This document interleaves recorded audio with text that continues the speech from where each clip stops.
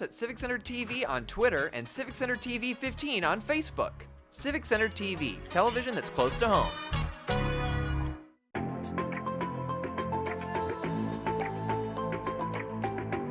Stay tuned for the Splash Live.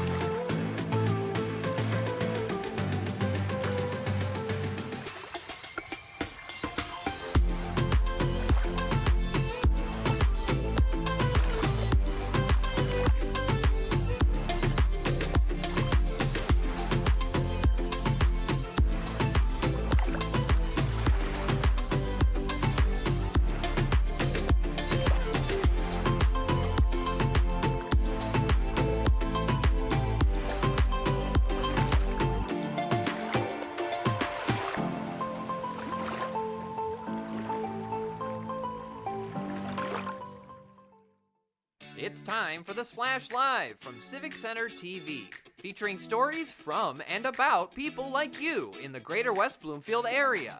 Simulcast on cable, 89.3 Lakes FM, social media, and the web. Now live from Green Media Center on Walnut Lake Road, it's the Splash Live. Live, local, social, it's the Splash Live on Civic Center TV and 89.3 Lakes FM. I'm Tyler Keefe. Thank you so much for joining us. Our top story, last week, Mike McKinstry was picking up 2 Telly Awards, as we told you about right here on Civic Center TV on the Splash Live. Over the weekend, a special moment for Mike and the Basquatch Hunter Fish Out of Water, which qualifies for an even bigger award right here in the state of Michigan, since it airs locally, close to home, right here on Civic Center TV. Take a look. Our next category is lifestyle, and the nominees are The Clever Project, WDIV, click on Detroit.com. The Basquatch Hunter, Fish Out of Water. Basquatch Productions, LLC, Civic Center TV.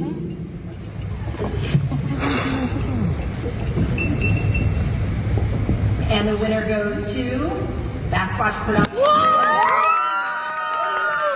That's right, one of your favorite programs airing right here on Civic Center TV and 89.3 Lakes FM is now an Emmy Award-winning program. Huge congratulations to Mike McKinstry and his team at the Basquatch Hunter for this huge accomplishment. In his recent appearance on the Splash Live, McKinstry told us now that the show has been a culmination of a lifelong dream of his, and offered some words of encouragement for other people, whether they're looking to be content creators or pursue another dream, about how they can take those dreams and make them realities themselves.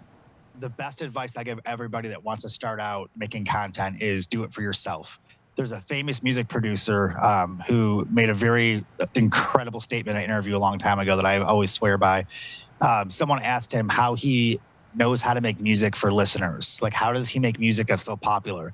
And he laughed and he said, I don't. He said, I make music for me and people just agree.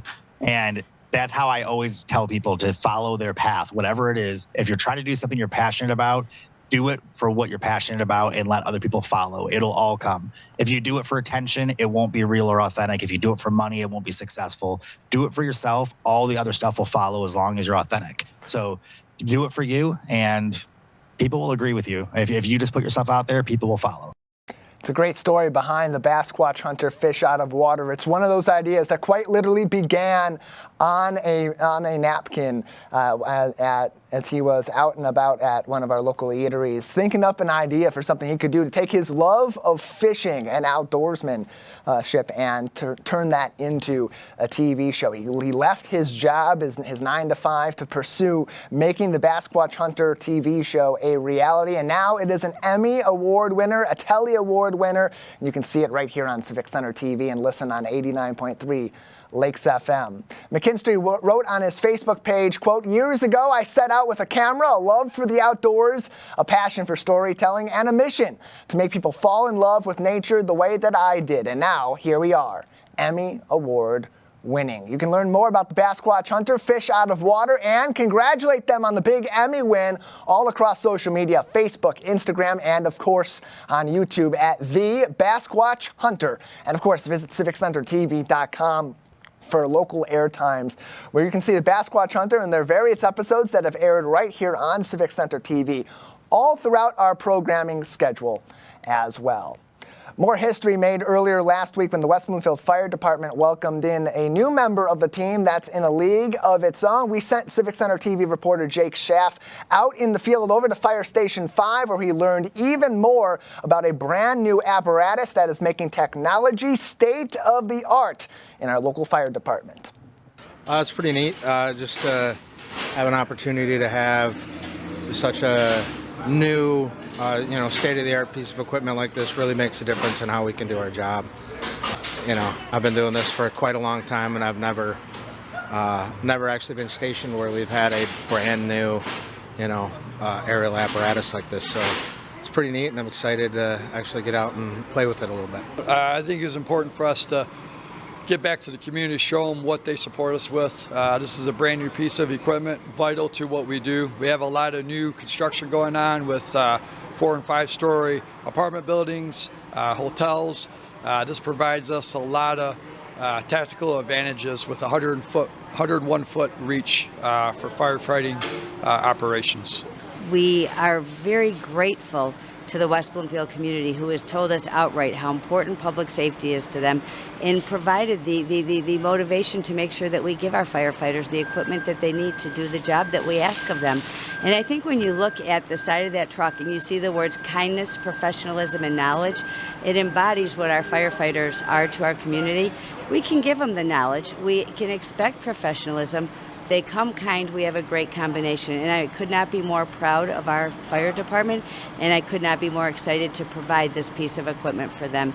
Well, this was certainly a long time in making, 2.5 years. We authorized the truck as the board, and it's really a huge insurance policy for our township to protect their safety. It really means a lot to the whole fire department to show how much support the board and the township and the residents support them. And how do you see this fire truck making such a huge impact in the years to come? Again, tactically for our department, it's vital to have that aerial support, one for rescue operations and for master stream operations. We got a lot of bigger buildings going up than we've ever had before. With the height of the buildings are reaching 5 stories. This gives us a lot of capabilities to give us support to the community when we need those firefighting operations. We have been the only Oakway partner that hasn't had a tower truck for the last few years. So I used to ask, well, do we need one if our Oakway partners have one? But it was explained to me, when you get to the apron of a scene, you need to be there quickly. And at the point that it fills up and that truck comes from another community, you can't get up close to the fire. So understanding the physical importance of this piece of equipment and making sure that our firefighters now have it in West Bloomfield, it's an exciting day. More information can be found, as well as helpful tips from the West Bloomfield Fire Department, on their Facebook page, always available on Facebook at WB Fire Department. A really exciting day as they introduce this brand new truck into the West Bloomfield Fire Department, as Debbie Binder and so many others spoke about. The tactical advantage that this gives our local fire department, especially as we have new and quite extensive buildings going up in West Bloomfield Township and in the Tri-Cities now and in years to come. That truck can do a lot of things. It can get up pretty high, too, in those high rises. As we saw, Jake Schaff from our team was out at that event, got a chance to go up in the ladder. There he is with some members of the fire department, including Assistant Chief Mark Lowry, who joined us last week on the Splash Live. And here they are, going up in the air on this brand new truck. More images just like this and information on the new truck and other operations with the fire department, once again, on their Facebook page at WB Fire Department. A highly anticipated trip met a sudden cancellation over the weekend after a successful day out on Apple Island on Saturday, full of fun and tours with the Greater West Bloomfield Historical Society. Local residents received unfortunate news late Saturday night that their scheduled Sunday tours were no more. The Greater West Bloomfield Historical Society citing logistical issues as the reason behind the cancellation. Of course, like much of the Historical Society's events and initiatives all throughout the years, it is a volunteer and donation-driven affair. So when unavailability or equipment breakdowns or both may occur, sometimes the schedule breaks down with it. In this case, issues with boats scheduled to help transport patrons to and from Apple Island was ultimately the culprit, leading to the cancellation, per the Greater West Bloomfield Historical Society's Facebook page. They wrote on their page over the weekend, quote, "If you have purchased advance tickets as a Historical Society member and will not be able to attend the tours due to this cancellation, you will be refunded." At this time, no makeup dates are scheduled. We have been hearing that they may consider makeup dates either later on in the summer, possibly in the early portion of the fall. But at this time, nothing is official. Those discussions very preliminary, no guarantee that a second tour date will be happening anytime soon. For updates on this and to find more events all throughout the year, learning about our local history with the Greater West Bloomfield Historical Society, facebook.com/GWBHS, and of course, stay tuned right here on Civic Center TV and 89.3 Lakes FM. Close to home, West Bloomfield Girl Scouts spread kindness and a little bit of color as well. Troop 76057 from West Bloomfield Middle School has been hard at work creating a little food pantry throughout the spring, and now they've also planted what they are calling their Kindness Rocks garden. Visitors have a chance to enjoy a kind-hearted message from the kids and leave an inspiring message of their own in the garden to give back. The kids are also doing their part as well, serving as mentors for young Daisy Scouts to share messages of being positive and having fun with their little community. Small acts of kindness go a long way, although no act of kindness is small in and of itself. Great work, girls. Congratulations on the culmination of this great effort. You can share your messages of kindness and congratulate them on the Facebook page of the West Bloomfield School District, facebook.com/West Bloomfield Schools.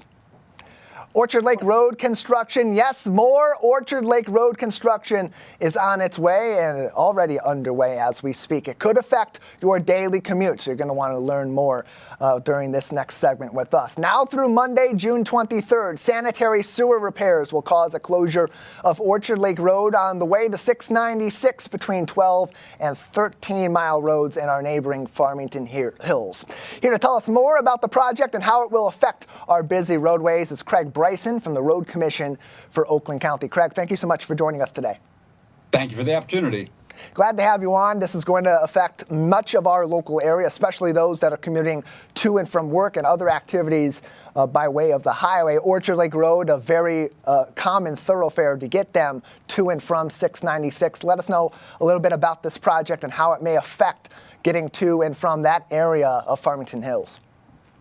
So there's two things going on here. The most immediate is the Oakland County Water Resource Commissioner's Office is going to be closing Orchard Lake Road, as you mentioned, between 12 and 13 Mile Roads to do some sewer repairs. That started this morning, and that will go until Monday the 23rd. Then the road will reopen, but on that same day, the Road Commission will start our major resurfacing project on Orchard Lake Road between 696 and 13 Mile. During our resurfacing, the road will remain open, but it'll be reduced to one lane in either direction, so there will certainly be some delays. Also, starting on the 23rd, the Water Resources Commissioner's Office will start the second phase of their project, which will be doing sewer repairs at the southeast corner of 13 Mile and Orchard Lake, and they will close eastbound 13 Mile at Orchard Lake from June 23rd until June 30th. So that's going on as well. And then, of course, the major Road Commission project will be going on until the fall. And so it's really several weeks coming up where we're going to have that area of Orchard Lake Road be affected by these construction and other repair projects. You mentioned that during the Water Resources Commission's sanitary sewer repairs, it will be a full closure of Orchard Lake Road between 12 and 13 miles. So none of that roadway open, detour is available. Is that correct? Well, it'll be open up into the hard closure. The hard closure is between Bristol Lane and Park Hill, which is pretty much right in the middle between 12 and 13. So if you live in a subdivision or a home north or south of there, or going to a business north or south of there, you'll be able to do that. Access will remain open to all the businesses along there, but you will not be able to get through that hard closure. And then during the road commission's work the week after that and throughout much of the rest of the summer and into the fall, as you mentioned, that will be a partial closure of Orchard Lake Road, reduced lane openings as you do your repaving project. That's correct. There will still be two-way traffic open throughout the project, but there will be reduced lanes, as you mentioned, one lane in either direction. There will be a couple of brief weekend full closures as we get through the project, but we'll announce those as we get closer to those. Those will be further down the road, no pun intended, during the project. So this is kind of separated from a project of a similar scope closer to home here in West Bloomfield, the stretch of Orchard Lake Road between Tam O'Shanter and Long Lake that's being repaved at this time. So for that particular stretch, why 12 and 13 Mile as another area for repaving at this time by the Road Commission? Basically, it needs it. It's in need of resurfacing. We applied for and received federal funding. The federal funds are covering 80% of the cost of that project. We had actually delayed that project as a result of the work on I-96 in the last couple of years. So it needs to go now, or we risk losing those federal funds. So it needs to be done. Unfortunately, no easy way to get around the inconvenience, but it will be a benefit when it's done. Yeah, and then that comes as kind of a double-edged sword, both for residents and commuters that are going to be driving through that stretch of Orchard Lake Road in the next several weeks and couple of months during these projects, but also for the Road Commission for Oakland County, as you mentioned, those funds starting to go away that would be used in this case to do such a major project in a highly trafficked area. But it is one of the most highly trafficked roadways in Oakland County, an estimate of about 36,550 vehicles per day on that stretch of Orchard Lake Road. How did that factor into why your team at the Road Commission is putting these funds into this project right now before they run out? Yeah, it's definitely one of our top 5 busiest roads in the county, so it's a priority. Keeping that road in good condition is, of course, important. This has been on our radar for a number of years. Again, the federal funding is available for a limited window. If we don't use that federal funding, we will lose it. This is a $4.5 million project, 80% of that coming from federal funds. We don't want to risk losing those federal funds, or the project could be delayed indefinitely. So yes, absolutely a critical project for us, critical road for the community and the county in general. We need to get the work done. Yeah, people typically think about the pains of these different projects and not necessarily what the other side of it's going to look like. There is going to be some pain, of course, during it. You close down a major thoroughfare between 2 additional major thoroughfares. There's going to be some buildup there, especially in one of the higher trafficked areas of Orchard Lake Road. So what is the Road Commission doing or suggesting during these projects to help that flow of traffic continue through our local area, get through that busy section without necessarily causing bottlenecks in other areas of our community? Right. So during the most immediate situation, the Oakland County Water Resource Commission's work this week, the detour will be Farmington Road. So you can take 12 Mile to 13 Mile, 12 Mile of Farmington Road to 13 Mile and vice versa during the full closure. That's the immediate term. During our project, starting the 23rd, the road will remain open, so we're not offering a detour. If people are traveling through the area and don't have a destination in the area, they can, of course, take the parallel roads, Farmington or Middle Belt, to avoid some of the congestion. But again, we'll ensure that there is access to all of the homes and businesses throughout the construction area during the project. So there will certainly remain traffic on Orchard Lake Road during our portion of the project.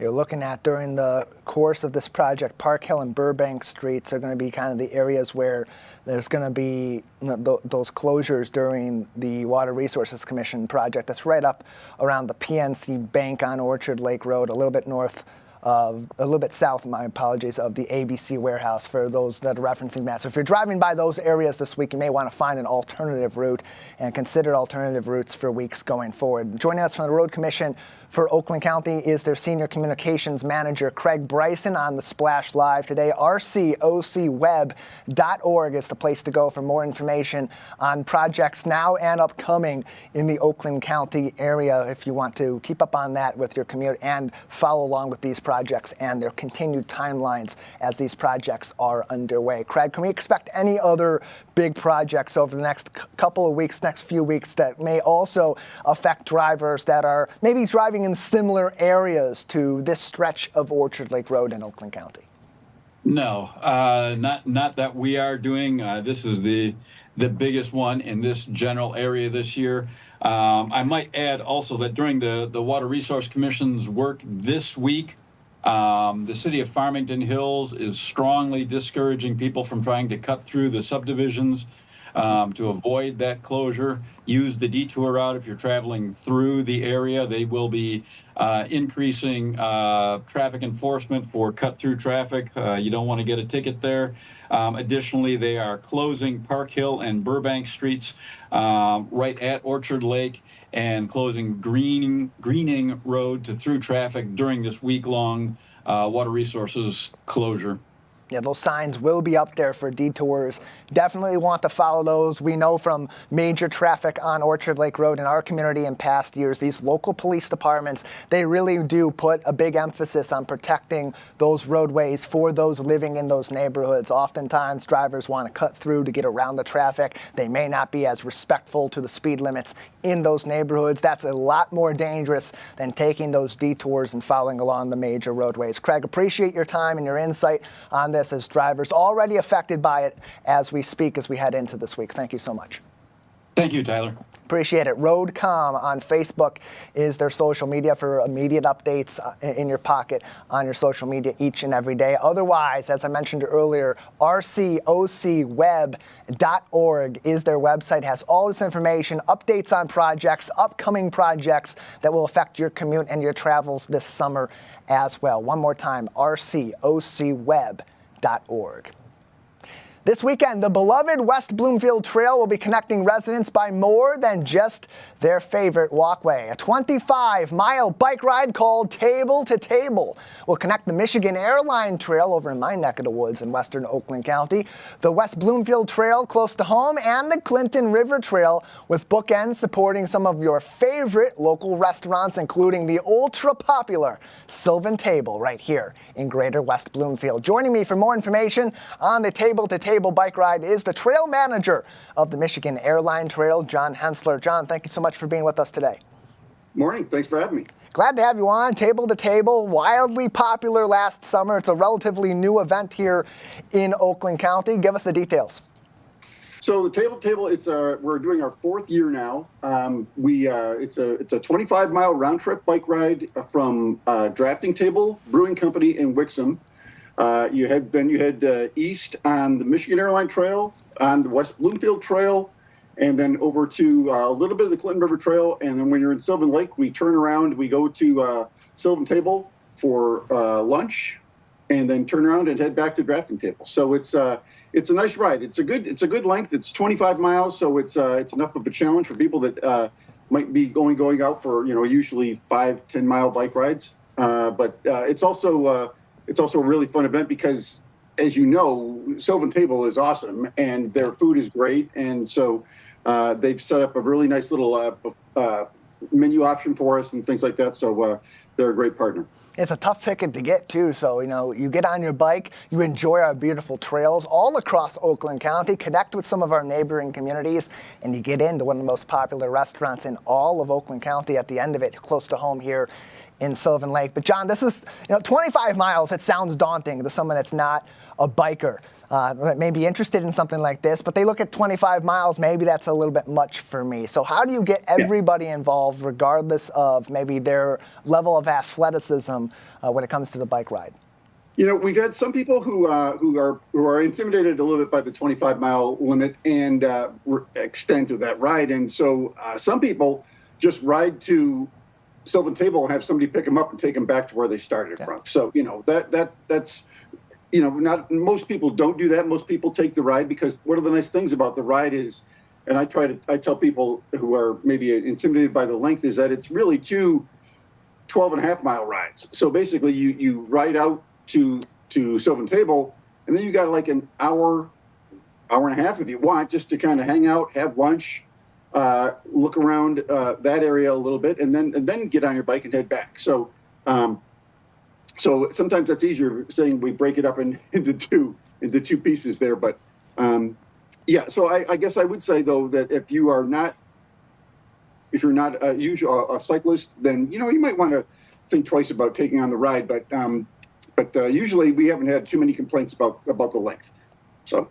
And it's a beautiful ride, and so far, well, hopefully Mother Nature plays along with us. It's looking like it's going to be a pretty nice day out there, which is even more of a good reason to go get out on the Airline Trail, explore the West Bloomfield Trail, of course, that so many people in our community love, and the Clinton River Trail, just at the tail end of that, in the prettiest little city when you get over to Sylvan Table at the end of this. More information is on miairlinetrail.com, including a way for you to register for this event. Tickets are currently still on sale. John, going back 4 years to the beginning of this, what really sparked the idea of connecting 3 of our most beloved local trails together for a special event each summer?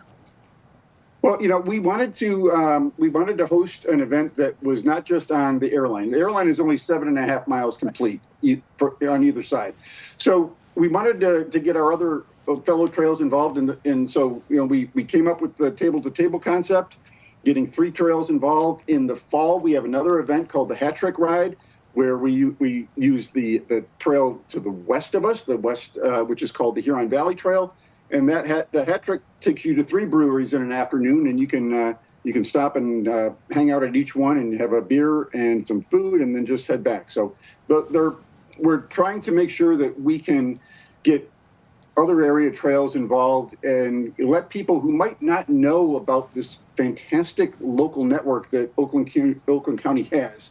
And it's not just Oakland County; it's actually all of Southeast Michigan. Southeast Michigan it's a hotbed for trails, and more trails keep getting added each year. Trails get renovated and improved, and we're all really excited to be at the forefront of that development. And it's not just getting people together for a bike ride. It's not just connecting communities and introducing them to some of our small businesses along the way, John. This is also a great way for people to get out in nature in their community and explore that along a distinct ride that shows the connectivity between our natural areas in western Oakland County and eastern Oakland County all throughout. How does environmental stewardship play into the motivation behind hosting something like this? Well, really, the main motivation is just getting people out in nature and enjoying a beautiful ride. One of the nicest things that people tell me about the West Bloomfield section of the trail is that it is so beautiful, and it's so natural. And our trail is paved. The West Bloomfield Trail is a crushed limestone surface. Great for anybody on a bike, so it doesn't affect anybody's ability to participate. But you do see more wildlife on the West Bloomfield Trail than you do on the Airline. You see a lot of deer. I was just out on the trail in West Bloomfield last weekend, saw 3 deer, including a fawn who was just kind of standing right in the middle of the trail as I'm riding by. I'm like, okay, dude, yeah, move along, So, but the other thing that I would like to emphasize about our trail is that both the Airline and the West Bloomfield Trail have lots of road crossings. And we are trying our best to modernize and make those road crossings as safe as possible. So we have about 8 of them on the Airline Trail. And what's new on the West Bloomfield Trail are these crossings with a hawk signal. A hawk signal stands for high intensity activated crosswalk. And a couple places where the trail crosses Orchard Lake Road, the roads are curvy. It's hard to see people crossing the trail. And so West Bloomfield installed these hawk signals. So now you push a button, lights flash, and they get a red light. So traffic has to stop for people making those crossings. And in fact, the West Bloomfield signals are sophisticated enough that they actually talk to you. They tell you, you push the button, it tells you to wait, and then it announces the name of the road and you cross. So we were so impressed with that little audio component that we retrofitted 2 of ours on the airline trail. Wow. Just to match. So we've all got that voice technology now, and that's the name of the game. We're trying to make the trail as safe as we can for users and motorists as well, too, to make sure that they understand, hey, there's a lot of these trails are popular. There's a lot of people that are going to be using them, and making sure that they use them in the safest way possible is a real touchstone for us.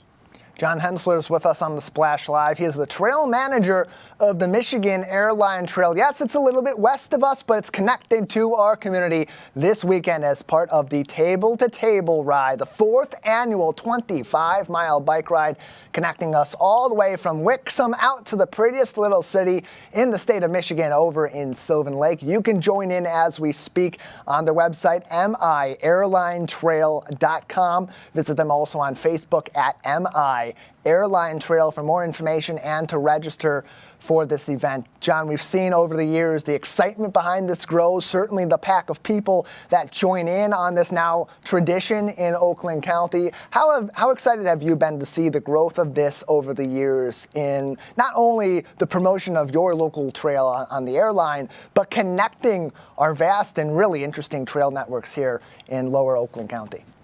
Yeah, it's very exciting to see. You know, one of the things that you might not know about is that our trail, the Airline Trail, as well as the West Bloomfield Trail and the Clinton River Trail, are all part of the Great Lake to Lake Trail Route 1. Mm-hmm. So the Great Lake to Lake Trail is a trail that goes from one Great Lake to the other. You start in South Haven, and you can take trails all the way across the state, including our 3 trails, and then it ends up at Port Huron, and probably 75 or 80% of the route is completely done, and it's on trails exclusively. So it's great, and we've had lots of people who use that as their vacation. They start in South Haven. They take a week to cross the state, and so they're stopping in our area businesses. They're stopping to eat at our restaurants and drink at our bars and stay at our hotels. And it's a great economic booster for the state of Michigan, as well as folks who are into bicycle tourism and things like that. So it's a lot of people just use the trail to go on a mile to walk the dog or go get ice cream, but there's also a lot of people that use it as a regional destination now. So that's one of the newest things that we've been able to emphasize and celebrate are the people coming from 20, 30, 40, 50 miles away saying, oh, I heard about your trail. I read about it in Michigan Trails magazine, and I just wanted to come check it out. So it's nice. Yeah, in an age where it seems to be so tough for people to meet new people with similar interests and find new friends and explore new places together, this is a great opportunity to do that. John, thank you so much for your time today, and hopefully we'll get a lot of people from Greater West Bloomfield joining you this Saturday on the trails. Yeah, only 20 tickets left, so grab them when you can. Yeah, they're going hot, and you got to get them now. miairlinetrail.com. You can also follow the Michigan Airline Trail and find ticket information for the 4th annual Table to Table bike ride. Facebook.com/miairlinetrail. And again, their website, miairlinetrail.com for registration. The event, Saturday, June 21st, begins about 10 a.m. The ride's going to go from Wixom out to Sylvan Lake, back to Wixom, and enjoy a couple of nice stops along the way, including close to home at the Sylvan Table. We'll take a break on the Splash Live. Plenty more to get to on the other side, including celebrating some beloved volunteers that are spreading the good cheer all across Greater West Bloomfield and beyond. Live, local, social, the Splash Live. We'll be right back on Civic Center TV and 89.3 Lakes FM. We'll be right back with the Splash Live.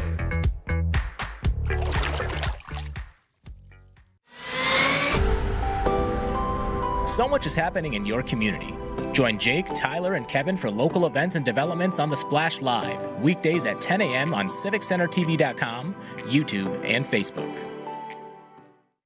I'm Gina Gregory, president of the Greater West Bloomfield Historical Society. I'm excited that Civic Center TV has reached 1 million views on YouTube. Congratulations. That's just terrific. We appreciate everything Civic Center does for the Greater West Bloomfield Historical Society and the community. For us, they promote and highlight our events. It's awesome to have them available 24/7 on YouTube. I'm Gina Gregory and proud to be one in a million. 1 in 4 Michigan homes has high levels of radon, a naturally occurring radioactive gas known to cause lung cancer. It doesn't matter where you live or what type of home you have. You won't even know it's there unless you test. So don't wait. Testing is cheap and easy, and if there's a problem, it's simple to fix. Visit michigan.gov/radon to learn more. We took action. Will you? I'm an ex-drug dealer, and I'll be your sub today.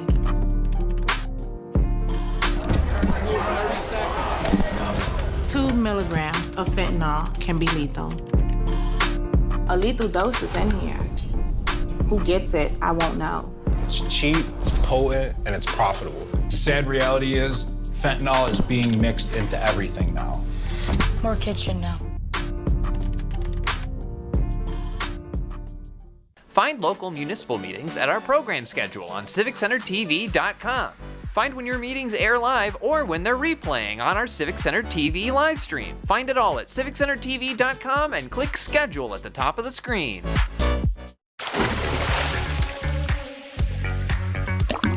And now, back to the Splash, live. Live, local, social, welcome back to the Splash Live on Civic Center TV and 89.3 Lakes FM. I'm Tyler Keefe, thanking you so much for being with us and for always following along across our social media. Facebook at Civic Center TV 15. You can find us pretty much everywhere else, Instagram, X, and of course on our YouTube page where you can subscribe for free at Civic Center TV. Greater West Bloomfield loves its volunteers, and the couple out of Walled Lake is among our community's most active givers of their time and their treasure. Patty Holland Soma and Tony Soma are beloved volunteers in the Walled Lake area, one of several areas that are directly connected to our community through our school districts and so many other organizations. And now you've also seen them volunteer close to home at events such as the Heroes Appreciation Breakfast. Now they are getting their due recognition as Volunteer Community Action Awardees as well, courtesy of the Oakland Livingston Human Service Agency. Patty, Tony, thank you so much for joining us today. Thank you. Thank you. Glad to have you both on. Patty, I'll start with you. What inspired you and Tony to get involved with the Oakland Livingston Human Service Agency, otherwise known as OLHSA? Well, Ulsa and I have been associated many years. It started when I started going to meetings, and then it just snowballed from there until I joined their board of directors. And my segment is I represent senior citizens. They do so much for so many people. It's an agency that serves, it's one of 27 community action agencies in the state of Michigan. There's over 1,000 throughout the country. And they began in 1964 with the poverty plan with then President Johnson, with his war on poverty. And basically there are 80 programs that serve from cradle to grave. There are a lot of people in need, and we see positive results for what we do, and it just spurs us on to do more and do more.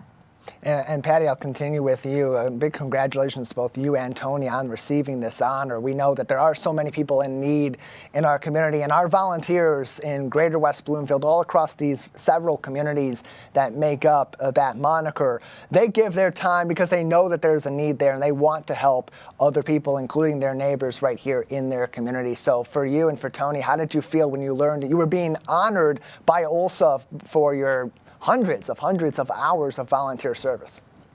Surprised. Surprised, shocked, humbled.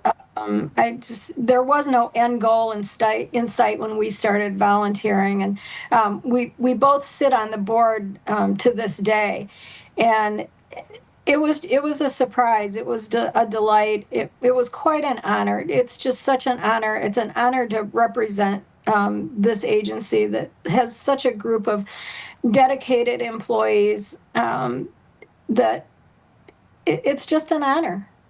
And Tony, I want to go to you too, because both of you have contributed so much of your time and energy into helping people through OLSA, and you've given over 200 volunteer hours throughout your time with this organization. What have been some of the projects for you that have been the most profound, that you've been involved in putting in those 200 plus volunteer hours?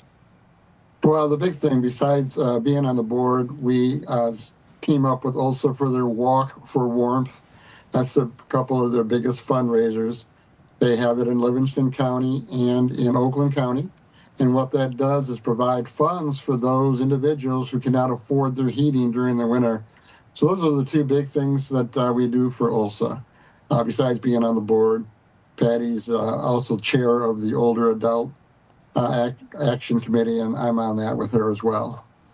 Yeah, a big part of that, as you mentioned, is fundraising events like the campaigns like the Walk for Warmth. You've helped to raise over $72,000. And that's no small feat for grassroots fundraising in any organization. So now, how have you been able to rally that kind of support from other like-minded people within your organization, but also others out in the community that maybe aren't as aware that there's this sort of need throughout our local area? We just, a lot of it through social media, but then also working with OLSA. We're on the committee for the Walk for Warmth for Oakland. So we just get the word out by any means possible. And Patty, for you on this side, Tony mentioned the Walk for Warmth campaign. We know this is something that is very close to your heart as well. What drives your passion for this particular campaign in particular, in addition to all the other work that you do with the Oakland Livingston Human Service Agency? I think that people don't realize that you may have a neighbor that is in need. Probably within 10 minutes of our house, there's someone that this winter may not be able to afford their heating bill, or for the water resource program, has a water heater that's going on the blink. But for Walk for Warmth, you need to keep people warm in a Michigan winter. You can't have a gas stove running. You're endangering your life. So basically, it's these funds are being raised and they're targeted just to keep the citizens' heat on. And it's important work that's being done. It's an important initiative within all the work that's being done through the Oakland Livingston Human Service Agency, otherwise known as OLSA. Two of their most prolific volunteers are with us on the Splash Live today, Patty Holland-Soma and Tony Soma, who were the recipients of their Volunteer Community Action Award for 2025 for over 200 hours of volunteer service, raising tens of thousands of dollars for their projects as well, and continuing to be very passionate members of the volunteer community here in Greater West Bloomfield. Going forward, Patty, I'll start with you. What are some of the upcoming projects or goals that you hope the community can be made aware of, that you're working on and they can also contribute to in the near future to help their neighbors? Okay, I just want to point out we were one of 5 volunteer winners at the luncheon in Lansing. And there were some consumer winners as well, and those were very heartstring pulling stories of people that have overcome outstanding odds to come out on the other side. Basically, there is a golf tournament coming up in September. We're gearing up for Walk for Warmth 2026, which is in early spring next year. And basically just keep flyers going, keep social media going. The Older Adult Advisory Council has a Facebook page where we post things for our audience. If you know someone in need, have them get a hold of the agency or another agency. But if you're in need, make a call. There are people out there who will help. And Tony, I want to go to you too before we let the both of you go today. I want to thank you both for your time once again. But Tony, for those that may be looking to get involved and they want to help out in the community, they want to volunteer. I know that what tends to be a bit of a blockage for them at the onset is they don't know how to get started, how to take those first steps. What's your advice for people that want to take a leap into volunteerism in their community? If they want to get involved with OSA like we are. And it's a great organization. They have over 80 committees that are helping people from children to grandparents. I wish I had the phone number right in front of me. I'm sorry that I don't, but they can easily look that up and give them a call and just let them know where can I help? There's so many different parts of their organizations where they need help. So it's a simple phone call could really get them on the right track. More information about the organization can be found to search Oakland Livingston Human Service Agency for even more. 2 of their most prolific volunteers that were just awarded along with 4 other winners from throughout our community for their work with OLSA. Join us on The Splash today. Patty Holland-Soma and Tony Soma with us on The Splash Live. Thank you both for your time and congratulations once again. Thank you so much. Appreciate you both. Always looking forward to celebrating our volunteers in the Greater West Bloomfield area. We think about recently some of the big celebrations we've had for our volunteer community, including the Michigan Week Community Awards Breakfast that celebrates not only people in Greater West Bloomfield proper, but volunteers connected to our community in areas like Walled Lake and in Bloomfield Hills and in Commerce and Waterford and so on, that all come together to support a community of volunteers here in the Oakland County area and especially around the lakes here in Greater West Bloomfield and beyond. Congratulations to them and a big thank you to them for all the work that they are doing right here close to home in our community. Close to home here, coming up this weekend, more fun in West Bloomfield Township will be had out in the heart of the lakes. It all kicks off on Friday night. The Keego Harbor block parties are back with even more fun at the end of each and every one of our summer months with activities for the entire family. Civic Center TV's Jake Schaff had a chance to get a preview of the 2025 block parties with Kirsten Sonneville Douglas from Keego Harbor Parks and Rec. Here's their... Kirsten, good morning. Good morning, Jake. Thanks for having me. Of course, really excited to be getting into this. I love the block parties. I know everybody else in the community does as well. And I'm curious, how have the Keego community's block parties evolved since their initial inception, and what local traditions would you say have emerged from them? So the Keego Block Party is kind of an evolving event. We started it a long time ago when and it was actually before let me start again. It's evolved. The Parks and Rec started it, and it was a transition from an organization who did skate night, and we wanted to make it more of a community event. And so we kicked it off with one, just trying to activate our park, bring some live music into the park, which was one of my goals. And it was really well. And then everyone was going, so we're going to do this like every weekend, right? And we're like, tap the brakes. That's not really doable. But it was something that we could say, hey, we could do it probably once a month for the summer. And so the Block Party series then evolved from that. And it's just wonderful to see our community come out, just connect, to have fun with listening to live music, having some snacks or dinner with some friends, playing some of the games, right? We've got Connect 4. We also have the golf ladder game and a couple of other ones, some big Jenga. And then we have local artisans and crafters that come out there too. So it's just wonderful to see the community just come together. That's absolutely right. I think you made the right call with once a month, because that makes it so much more special and so much more important for everyone in the community to get involved. And Kirsten, what impact have you seen these events have on neighborhood engagement and residents feeling more connected? I love that we can meet with new neighbors, right? And meet, I've got a young son. And so all of a sudden it's like, oh, I didn't know there was another kid his age. And so then just connecting that way, also getting others to volunteer.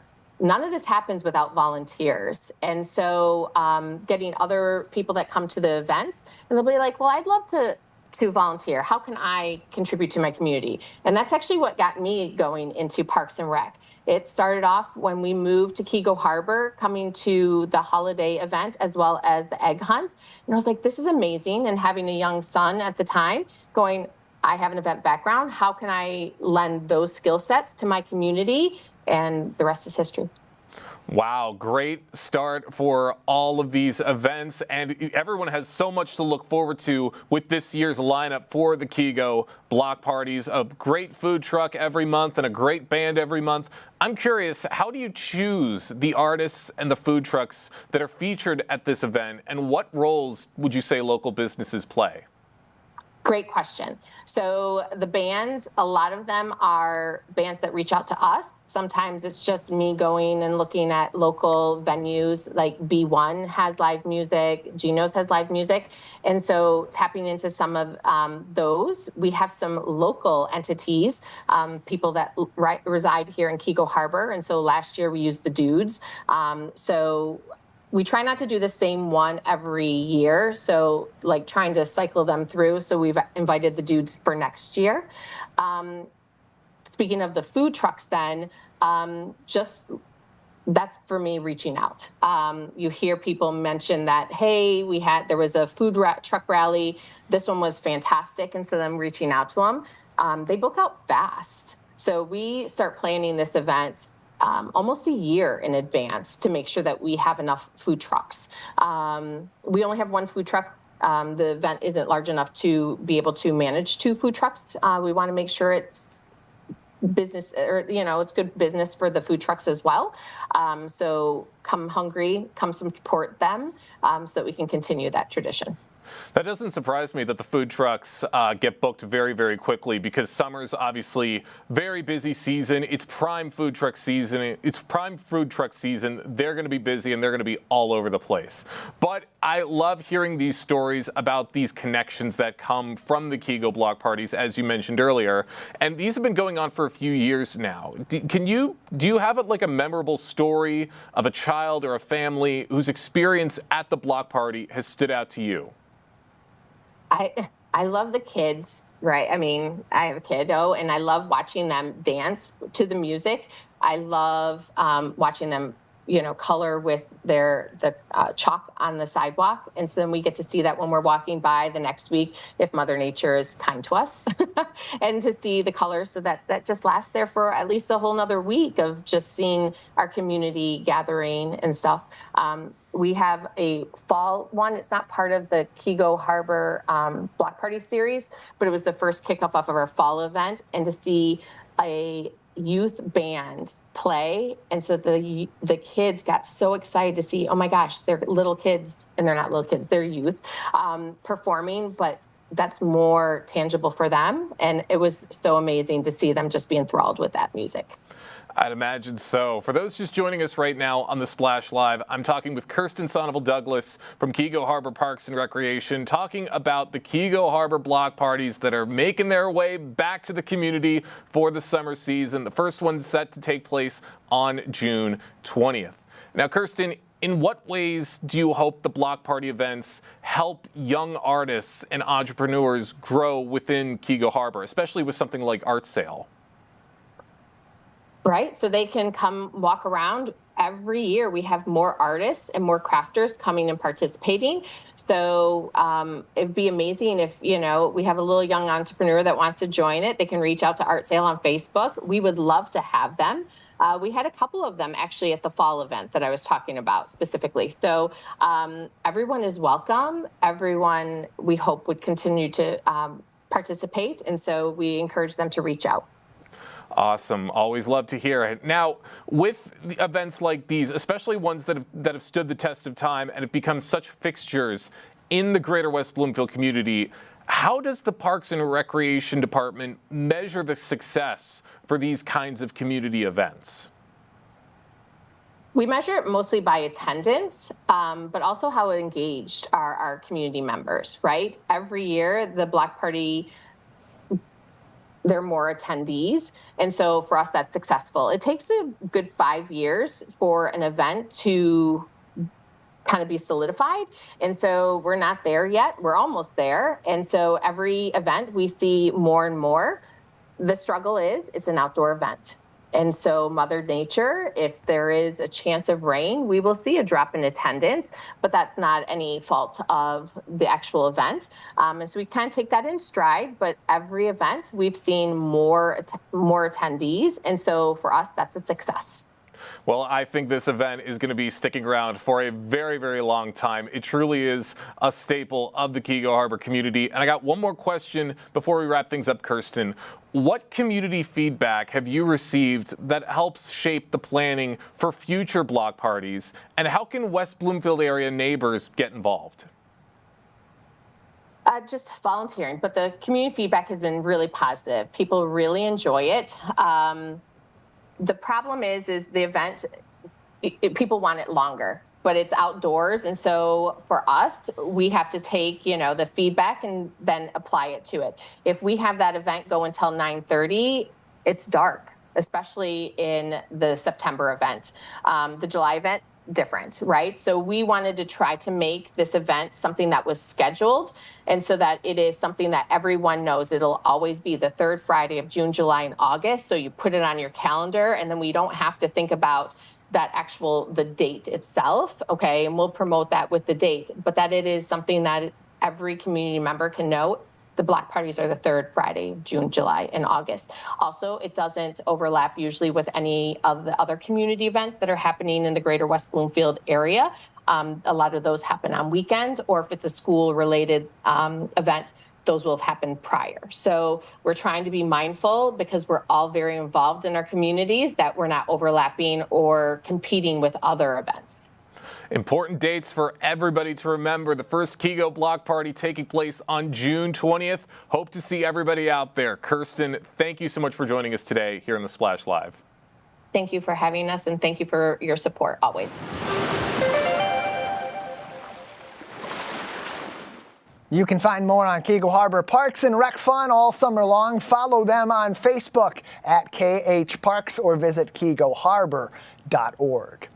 Close to home here in Greater West Bloomfield, our parks not only helping us have some summer fun, but keep our community healthy all across our various age groups. I had a chance to talk about that with Parks Executive Director from West Bloomfield Parks, Kelly Heyer, at the most recent Greater West Bloomfield Health and Wellness Fair. Here's our conversation.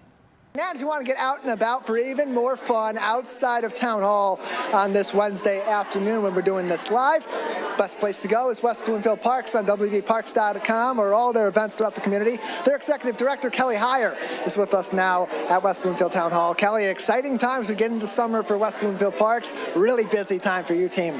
That's right. Although there is no bad time to be in a park, even in the winter time, but this is the time where we see most of our visitors, and it's easy for people to get outside. And it's, weather got a little bit in the way at the beginning of the summer with opening Lily Pad Springs, but I'm driving by now and I'm seeing people there all throughout the week having a really good time with the family. That's right. Lily Pad Springs is open daily, and depending if Mother Nature cooperates, but we run through Labor Day weekends. So Labor Day is our last day.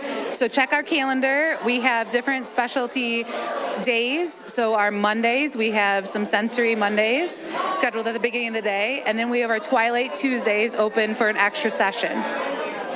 And all that information is on WBparks.com, including registration info on their special events at Lily Pad Springs, but also all throughout the park system, too. Your concert series is back, both Kids Commotion and the Marshbank Music Series. That always gets a lot of people from both West Bloomfield and neighboring communities. What do you think is special about that particular environment at Marshbank? I would say the concert hill, the way that the earth is shaped, it's just a natural way for you to enjoy watching live music. And then also, typically, the weather just really comes through for us in the summertime. And it's intentional time where you can come out with your families and have a very low key and make it what you want. So our Kids Commotion, there is inflatables. There's some characters that we have in special costumes. So we've got those added elements. And then Marshbank Music, when that kicks off on a couple more weeks, that is a time where you can truly chill back. You can get some dinner from a food truck, but make it your time. And everyone deserves time outside. And what is more fun than time outside combined with live music? And you got events like that all throughout the summer at wbparks.org for registration for the calendar. You got special things happening at all your facilities, including at the Recreation Activity Center, which, if you want to get that classic Recreation Activity Center experience, now's the time to do so, because coming up very soon, that's going to be a way different experience right next door to us at Town Hall. That's right. Thanks to the West Bloomfield voters, they passed a bond for us to completely reimagine that space. And so in the fall of August of 27 will be complete, and that will be with a gymnasium, elevated track, a new nature wing with expanded nature experience, and then of course some multi-purpose areas. So check out, we also have that online with major updates, and also if you check out West Bloomfield Today, that issue that just went to print, that has some great information on it. You have an opportunity today to interface with people in the community like you do every single day. That's just what West Bloomfield Parks does. But then they get to interact too with these businesses and see a little bit about what they do. How does that help our park system to have that opportunity? Well, if you look at strong communities, you've got strong schools, strong township services, strong parks, and strong chambers. So the chamber really is another anchor of our community, making sure that our businesses can thrive here and that our residents have easy access to those services. And we have so many opportunities for our business to interact with us. In fact, our marketing manager, she interacts with over 60 businesses a year to really enhance, and they add things to our events as well as provide financial support to some events. So it really is a win-win. So if you're doing business in West Bloomfield, hopefully we've connected with you in some way, because we want to make sure you're connecting to our residents, because it's easy for us to do on a daily, and we just want to make it easier for our businesses too. If you want to learn more, wbparks.org. Stop by Town Hall today. And of course, we're always helping our friends at West Bloomfield Parks get the word out about fun new events on Civic Center TV and 89.3 Lakes FM. Kelly, before we let you go, anything else you want the community to know about West Bloomfield Parks as we head into the thick of the summer season? Well, we've got something for everyone. So if you want something that is, you need to be instructor-led or facilitated, we've got that. But also, if you want just some passive recreation, be on a trail, be in nature, we have over 13 miles of trail right here at Civic Center, behind the library. You could go out to Arrowhead, pick the preserve, pick the trail there, at Marshbank, at Drake. We've got so many options. Truly, check it out. We've got something for everyone. If you want a great place to take a picture, get that viral Instagram post. Storybook Trail's got a giant new chair out there that kicks off the Storybook Trail for people between the library and West Bloomfield Parks. A great partnership between them as well, all throughout the summer for the kids and their summer reading. Kelly, thank you so much for joining us. And thanks, you guys. Civic Center TV is the best. More information on West Bloomfield Parks events can be found on wbparks.org. Of course, the 2025 Health and Wellness Fair has come and passed, but all of that day's events are on our website on civiccentertv.com, including interviews with many of those vendors, a lot of really good health and wellness information for you on demand on your own time, civiccentertv.com. That's our show. I want to remind you that television that's close to home is always right there on civiccentertv.com and across our social media. Big thank you to our entire crew, Calvin Brown at Master Control, along with Jake Schaff and Kevin McIntosh, both here at the studio and all throughout our community. I want to give a big thank you to you also for joining in live, local, social. This has been the Splash Live on Civic Center TV and 89.3 Lakes FM.